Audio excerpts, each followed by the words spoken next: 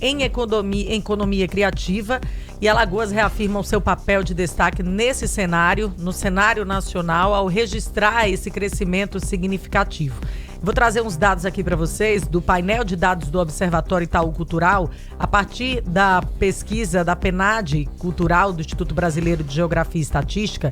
O estado com o terceiro maior em expansão no mercado de trabalho, voltado para as áreas criativas entre o quarto trimestre de 2022 e 2023, aumento de 25% no número de trabalhadores. A gente está recebendo aqui a Superintendente de Patrimônio e Diversidade da Secult, a Perolina Lira. Seja muito bem-vinda, Perolina.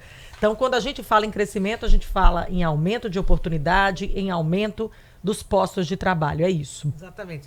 Bom dia, ouvintes da Rádio Mix.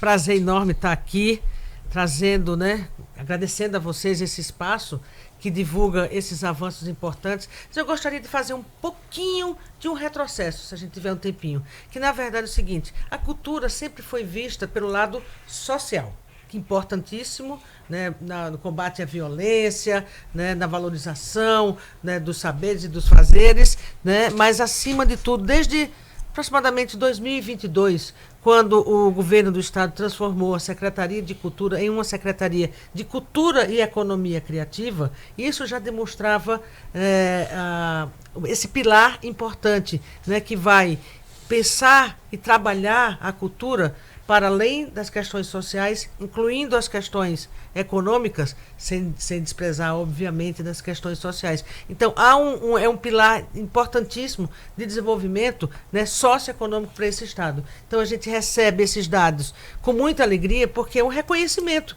de um trabalho que tem sido empreendido, com recursos que vêm tanto do governo federal, com as leis de incentivo, que foi a Lei Aldir Blanc I, em 2020, a Lei Paulo Gustavo, agora em 2023, e a PNAB, que é o Plano Nacional da Aldir Blanc, que vai ser para os anos 24, 25, 26 e 27, com injeção de recursos expressivos para que a gente possa ter a cultura sendo desenvolvida no viés social, que é importantíssimo, mas também com viés econômico. E isso a gente destaca, por exemplo, alguns segmentos, que têm sido bastante impactado por esses recursos e se transformam. Esses dados vêm basicamente desses segmentos. O audiovisual tem crescido muito, o audiovisual no estado de Alagoas como um segmento de reconhecimento das produções, reconhecimento nacional, extrapolando inclusive as fronteiras do estado de Alagoas, e alguns até com reconhecimento internacional. E aí você tem as produtoras, as rádios, as TVs, então que isso tem crescido muito. E isso também foi agora na Lei Paulo Gustavo, 75% do recurso que foi investido essencialmente, obrigatoriamente, melhor dizendo, no audiovisual. Aí você tem o artesanato, com um impacto interessantíssimo, por conta de um trabalho também feito pelo governo do estado, com Alagoas feito à mão, de valorização do artesanato. Aí você tem a gastronomia rica, com sabores únicos, e você tem a capilaridade, na verdade, que o setor de produção cultural local impactam a cadeia produtiva bastante expressiva. Quando você fala desse resultado da produção e que nos coloca em terceiro lugar em nível nacional, aonde o alagoano pode encontrar o resultado dessa produção? Ele encontra nesses segmentos, E é impactado, inclusive, com essa cadeia produtiva. Vou pegar para além do audiovisual. O audiovisual é importantíssimo, tem uma cadeia, mas vamos valorizar a produção cultural local. A realização de festivais e eventos impacta desde a alimentação, certo? A moda, a hospedagem, ao turismo, a economia informal, entendeu? Então todo mundo é impactado, de uma forma positiva, isso significa circulação de recurso, inclusive para o bolso de cada um de nós. Cumpre o papel importante de fortalecer a diversidade, e o patrimônio cultural, a valorização da cultura do estado de Alagoas, mas acima de tudo nesse aspecto também aí da questão econômica.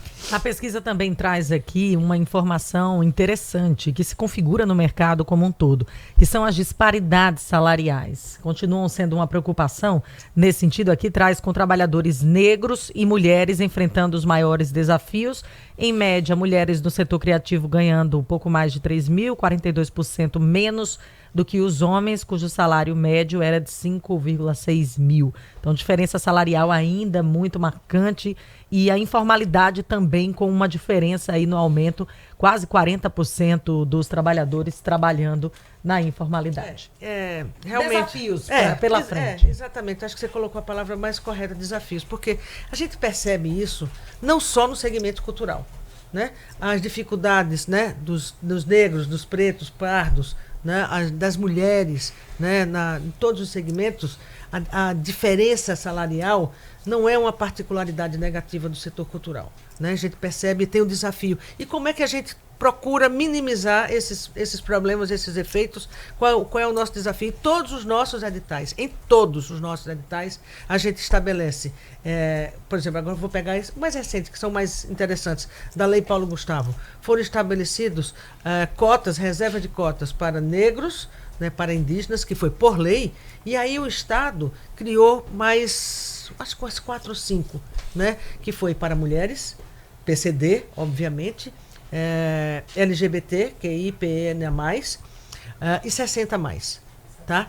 Além de fazer todos os nossos editais, eles fazem um recorte importante para que a gente sabe que a capital, obviamente, tem uma concentração maior, né, de fazedores de cultura. O desafio é descentralizar, né? Pois é, e a gente faz isso também com os nossos editais. Estabelece recorte territorial para todas as regiões. Então, é muito gratificante ouvir, né, e ver essa pesquisa que não foi feita por nós, né? Porque senão você fica pensando, tá querendo dar uma valorizada, tal, mas você vê com a seriedade, né, dessa pesquisa, e é só, na verdade, um reconhecimento que estamos no caminho certo. E gostei muito do que você falou, que temos muitos desafios a cumprir. E eu acho, né, que agora, a Política Nacional da Aldir Blanc 2024, 25, 26 e 27, vai ser importantíssimo para a gente consolidar, né, mais esses números, esses desafios. Pois é, o mais importante também, Perolina, é que a gente possa qualificar, né, essas pessoas que vão atuar na economia criativa, porque tudo isso, tanto o que envolve recurso estadual como o que envolve recurso federal, só volta para novos investimentos se houver uma prestação de contas efetiva, né? E se houver o resultado da produção. Então é muito importante que esse pessoal tenha acesso à sua qualificação. Eu estive vendo que Campina Grande e também o Ceará deram um avanço muito grande porque formaram escolas de preparação para as pessoas que vão atuar nessas áreas. Se o Estado em algum momento conseguir avançar ainda mais nesse sentido, acredito que a gente vai empregar mais pessoas e ainda ter mais resultados, né? O caminho é por aí. Por exemplo, agora, né, estamos fazendo o planejamento da PENAB, que a gente chama no íntimo PENAB, mas do Plano, né, Nacional da Aldir Blanc.